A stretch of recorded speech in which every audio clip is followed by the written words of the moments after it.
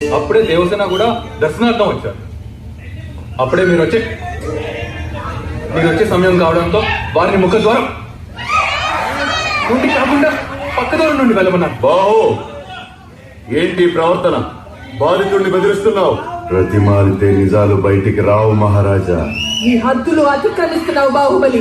నిండు గర్భిణిని సంఖ్యలతో నిలబెట్టి ఈ సభ ఎప్పుడో హద్దులు అతిక్రమించిందమ్మా. నిండు గర్భిణి అయినా పండు ముసలైనా నువ్వైనా నేనైనా విచారించే పద్ధతి ఒక్కటే.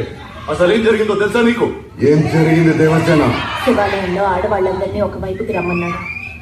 లోపలికి పంపే నెపంతో ఒంటి మీద చేయి వేసి నిమిరాడు. నా మీద కూడా చేయి వేయిపోయాడు. వేళ్లు నరికేశాను. తప్పు చేశాడు దేవసేన. ఆడదాని ఒంటి మీద